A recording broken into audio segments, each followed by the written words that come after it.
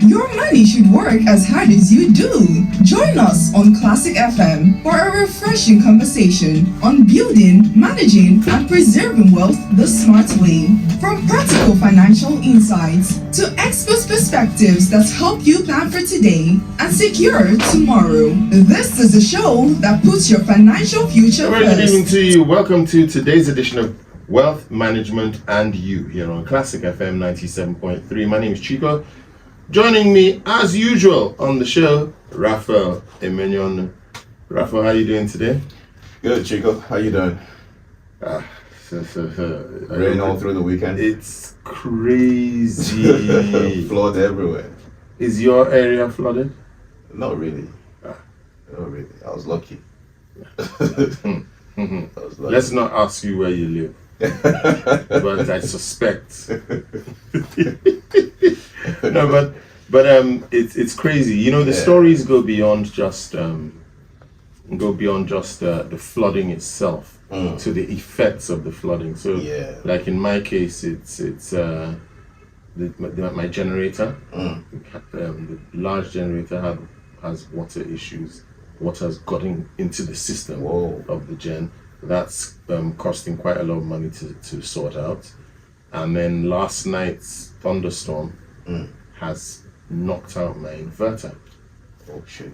So the solar is charging, but the inverter can't. The inverter is not dead. Powering the solar. Yes, it's not powering anything. So my house is in darkness, and we don't get power from EKEDC at all. Sure.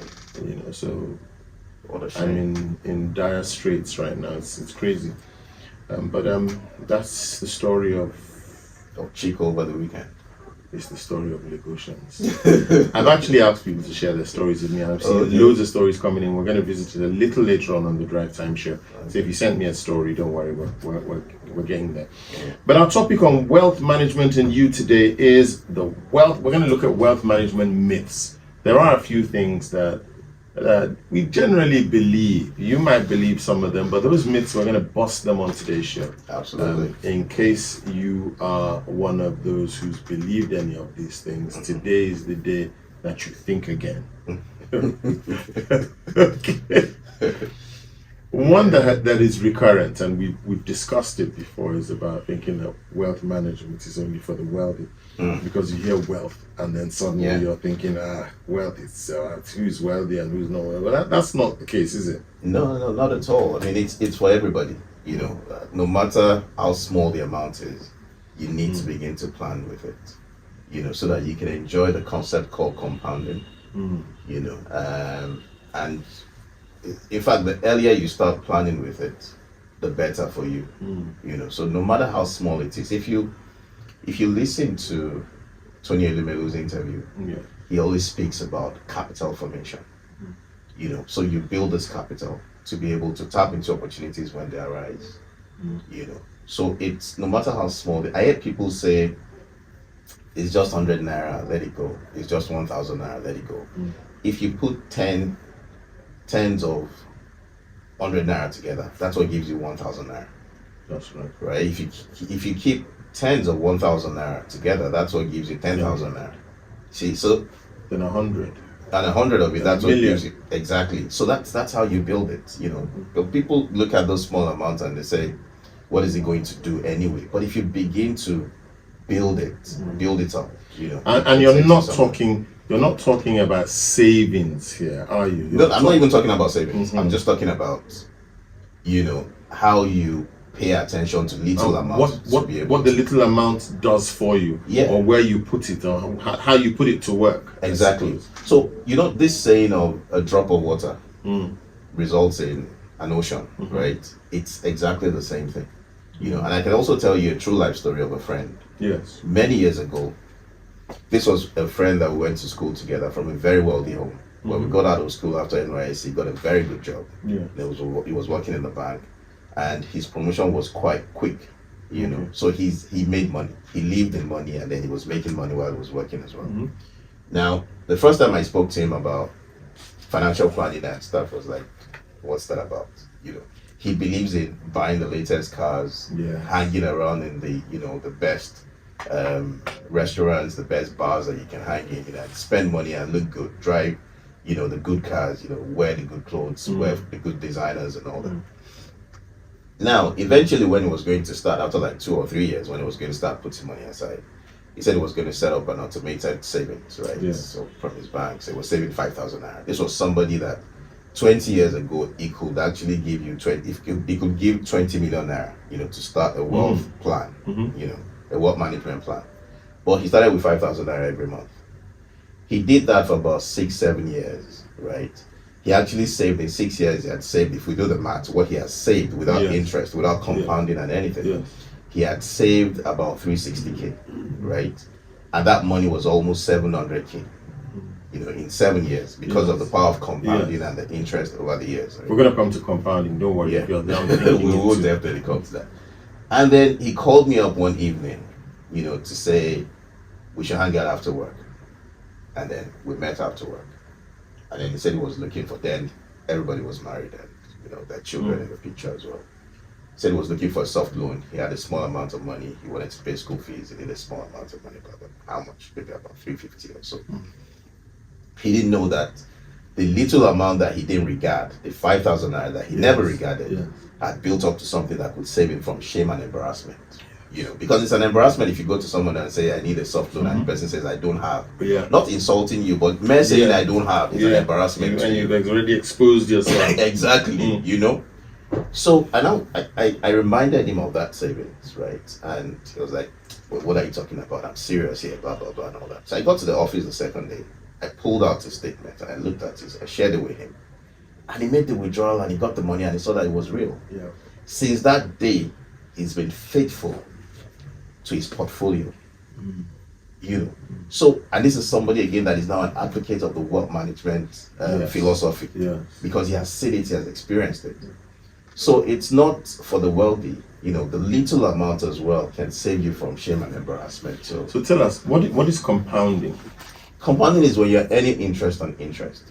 So for instance, you put 10,000 naira away, maybe for 10% or thereabout, and you get 100 naira on it in a year, and you don't take out that 100 naira. So you allow it roll back, into that same investment, maybe for another 10% or thereabout. So you're earning interest on interest. So it takes you to your destination faster. That's what it does. That's the advantage of that concept. Okay. I suppose it's great because it leads me into wealth management and the myth about it being complicated. So when people say it's complicated, it's like you have people that this is their profession, this is what they do. So the simplest way to get rid of that misconception really is to speak to the people that are professionals. It's what they do. So that they can guide you through it. And everything in life is complicated if you don't have an idea of what it is. But if you begin to have an idea, if you begin to learn about it, then you would see that it's really nothing. It's as simple as 1, 2, 3, as simple as ABC.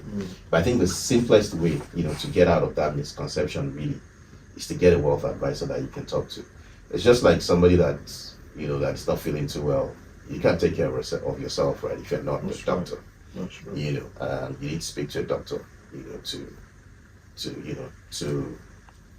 to look at what's wrong with you and prescribe the right medication and all that, So I think you should speak to a wealth advisor as well, somebody that's trying to get the right shape as well. You need a gym instructor. If you don't understand what you need to do, what sort of exercise you need to do, you need a gym instructor. So if you want to put your financials in place as well, then I think you need to speak to a wealth advisor. Speak to an expert. Okay, let's get a bit more practical. Let's look at someone who makes an average of say 200% from their business every year.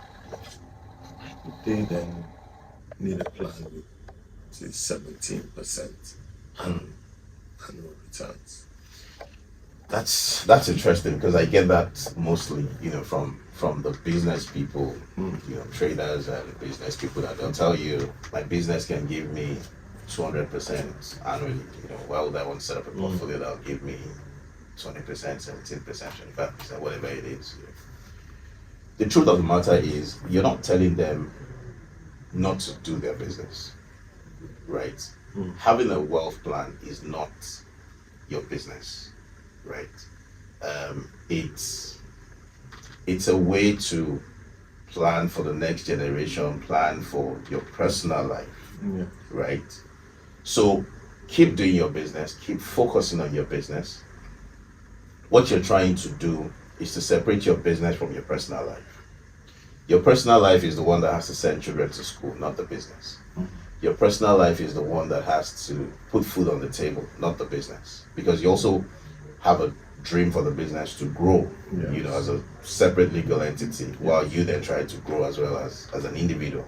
Right? So you need to separate those two entities completely. So you need to plan for the personal life outside the business. So what you're trying to do is, or what wealth management then is telling you, is that if you're making 200%, why don't you set aside 10%, into your wealth management portfolio and begin to grow that. Every time you make your 200%, set aside 10%. Don't put everything back into the business. The second reason why that is important as well is because you might need a lump sum at some point for the business. Do you want to run to the bank to borrow again at a high interest rate? And I'll tell you another true story. There was once an Alaja, ages ago as well. She's into selling fabrics on Lagos Island. She has a shop, one of those high rise at a time. That was her belief as well. That when I sell these fabrics, so I make, so if I need to send my children to school, I take from there, I pay their school fees, I do all those. The unfortunate thing now happened, and the common thing with Lagos Island, the high rise, fire issues, and she just stocked up. She just bought stocks. She just bought fabrics and all. And this happened. Everything crashed. Everything went down. And she had to start afresh. So today, what you see her do is, she believes in it because of that experience. She then believes that she needs to set something aside.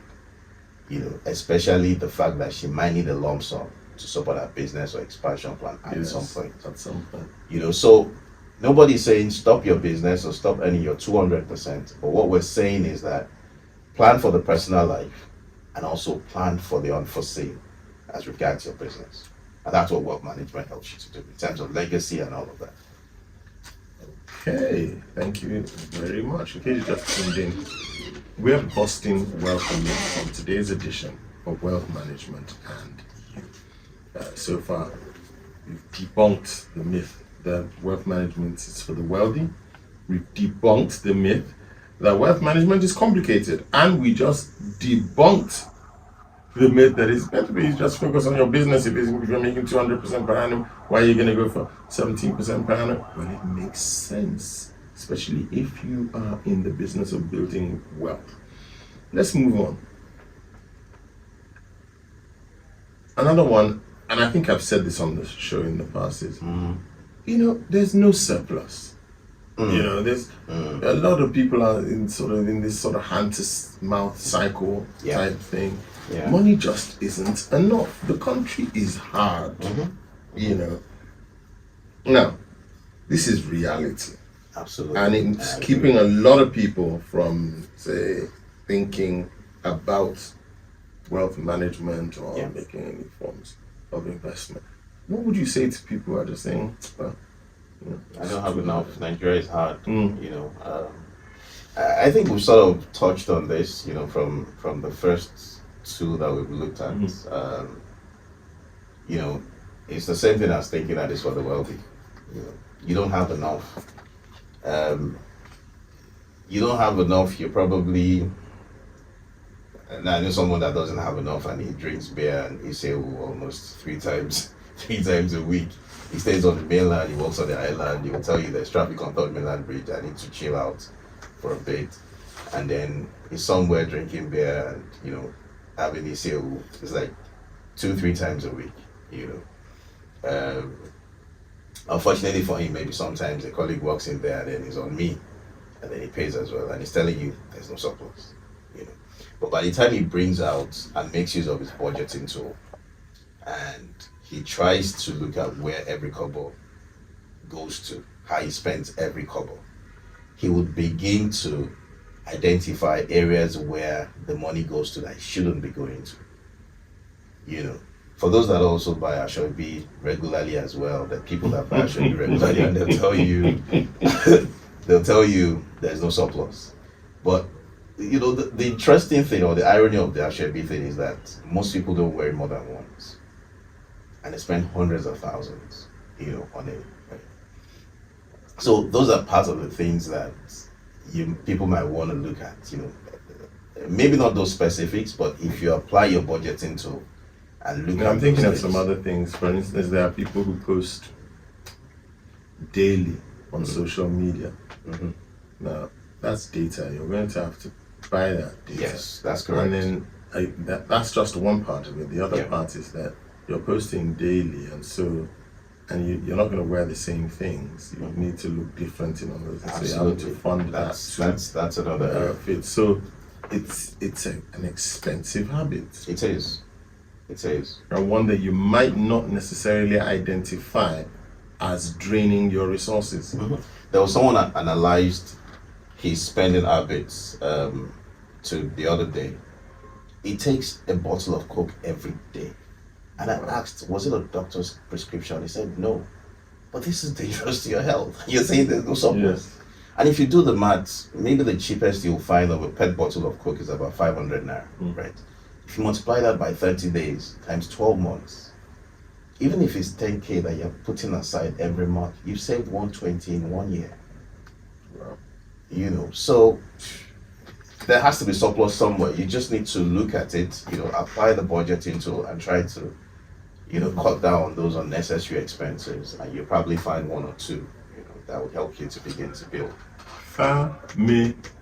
In this part of the world, this is a major. It's cultural. Yes. It's cultural. Family is a huge burden and big responsibility. It's constantly demanding.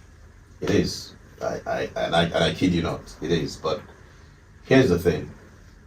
What management has sort of advised is that, again, you have to go back to the budgeting. So you need to have a budget across everything that consumes your fund, your finances, you know, all your expenses. You need to have a budget across each of the line items.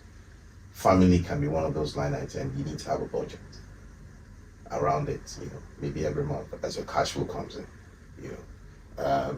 And once you're done spending that amount for the family, you're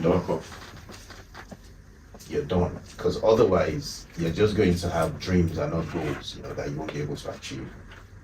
So yes, it's cultural, it's important, you have to do it, you can't run away from it. But the secret to it is that you need to have a budget. You know, and once you exhaust that budget, you have to wait till the next month. Yeah. That is what you should try to do in practical terms. I mean, so it's a mindset thing. You know, if you're earning, and I told you the story of a guy, I think I told you the story of a guy ages ago as well, that was working in a bank that was earning about 450,000 naira a month. yes. That told you that, you know, he told me he never had a surplus, right? When the banking tsunami happened and he lost his job, right? The next job he found was paying him 150 and he survived.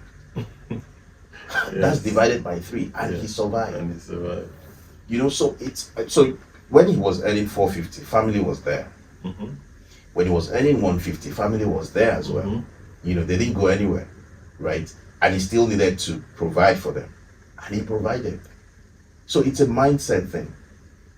You know, you just need to imbibe that culture of discipline. Remove your mind. You need to imbibe that culture of discipline, you know, and then be able to achieve this. Otherwise, if discipline isn't there, I mean, it's going to be very tough. I can totally relate. A lot of people are just relying on making more money, you know. But if you don't have that right mindset, it doesn't matter how much you make. Absolutely, it's not about how much you make. It's about what you do with what you make at the end of the day. Okay, What would you say to those who say, I don't have a house or any physical assets? Why do I need a will?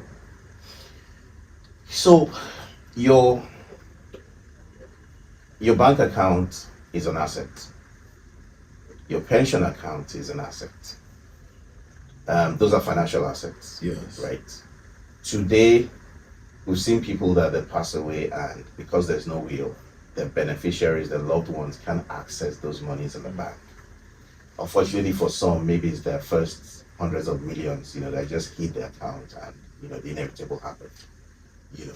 So it doesn't have to be physical assets. Okay. You can put your financial assets in a will. You can put your pension account in a will. And interestingly, for the pension account, nobody can even access it if there's no legal document. There's no will to back it up. So a will is very important, for your pension, your retirement savings account I'm speaking to right now. So your financial assets, which are your bank accounts, your retirement savings account, are things that can go into a will. It doesn't have to be a house. It doesn't have to be a mansion. It doesn't have to be something serious. Those little things, your mutual fund account. Books that you've accumulated over the period. Yeah, so those things can go into your will. The most important thing is that you're providing a seamless access for your beneficiary if the inevitable happens. And I tell people that once you begin to earn,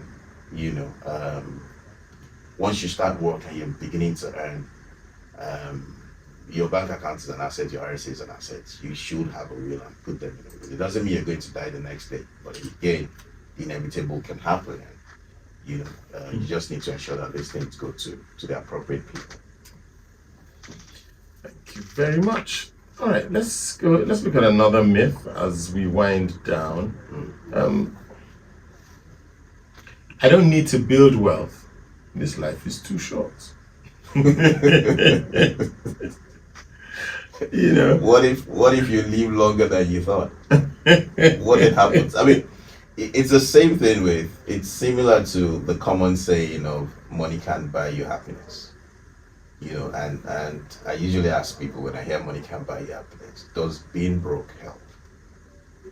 Because you need money to buy things that will give you joy. You need money to buy things that will give you pleasure. And I see that as one of the myths as well. I see that as one of it. When people say money can't buy you happiness. So if you're broke, does it then help? Does that buy you happiness? There's this thing I saw on social media, guys.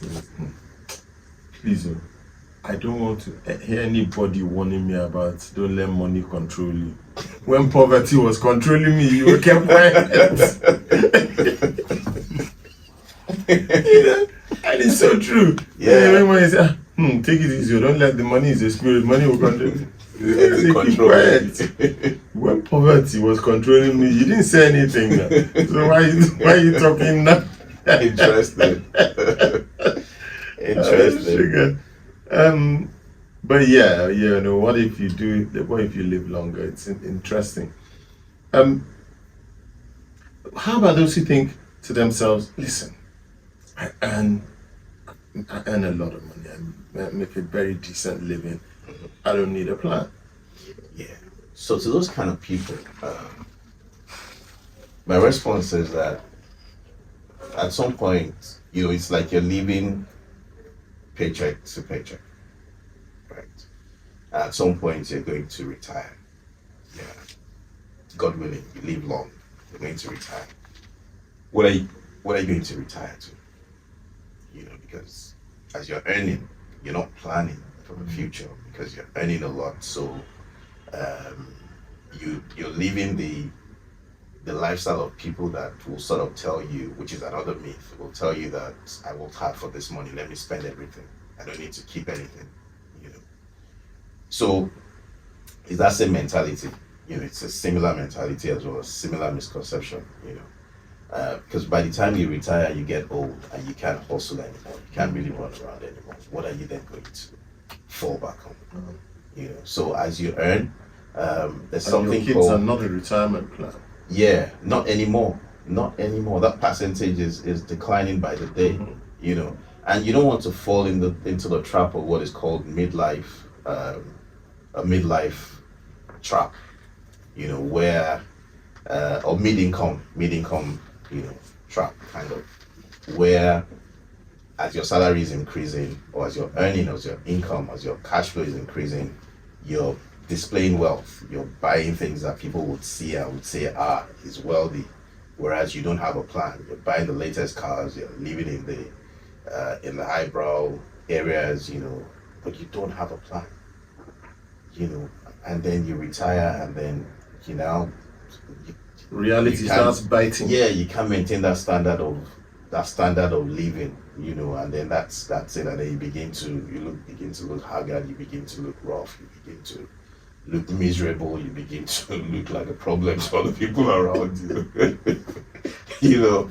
So as you earn, you need to plan. It's reality. You just need to plan so that when you retire and everything seems to be. I suppose the same applies to people who are thinking, my husband will look after me. Yeah, I mean, so what if there are two of you? What if there are two of you at the end of the day and you didn't know about it? What had happened? My husband will take care of me, and then he dies, and then I realize that there's a second person somewhere, there's a third person somewhere, and that's it. So wow. I think for women as well, I think they also need to even if the husband is wealthy, a housewife, he gives you the money, he pays for everything, try and save out of those out of the money that you receive from your husband, because again, at some point you might need to support him. He can go broke at some point and he might need some support. So whatever you've kept aside, you should be able to provide that support, so that he doesn't begin to look at borrowing, outside the family, just surprising, and say, hey, of what you've been providing for us all this while, I've been keeping aside maybe 10% of it or something.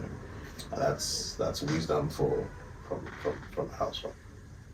A lot of these things, we've spoken about this in the past about the threshold. What is it? There's a term used for risk appetite. Yes. About that different. According to age, younger people generally seem to have a larger risk appetite than older people and so on. But when it comes to younger people again, that's also the people who usually think, I've got all these years ahead of me, I don't need a retirement plan, I don't need to start thinking about that. Yeah, because they've sort of misconceived the entire philosophy. So the right mindset is what they then need to get, to be able to do the right thing. Unfortunately, in this part of the world, if information gets to us a bit late, but if you have that information and you're able to make the best use of it, especially as it relates to the wealth management philosophy, then they'll be able to align, accordingly, with what they're meant to do at the appropriate time. Fantastic stuff. We've been busting myths, wealth management or wealth creation myths, absolutely, on the show today, and it's been interesting. We've covered wealth management being for the wealthy, wealth management being complicated, when you should start to think about wealth management. We've spoken to those who think, well, I don't have enough, so I beg. It's the same as number one. Those who think, well, the responsibilities I have are just too many, and so on and so on and so on. Now, if you found yourself in here somewhere, it seems to me like, generally speaking, what is required is a shift in mindset. That's correct. And discipline. That's correct. Yeah? That's correct. So I hope you can find those two things, because if you can, you'll be well on your way to managing your wealth, building your wealth, and then putting yourself in a position where you can pass your wealth on to the next generation. Yep. Final word, Ralph? Yes. Thank you for joining us this evening, Lagos. If you've missed any of the episodes and you want to listen to this episode again, please check out the video on our YouTube channel, Wealth Management, and do well to subscribe as well. Thank you. See you next time.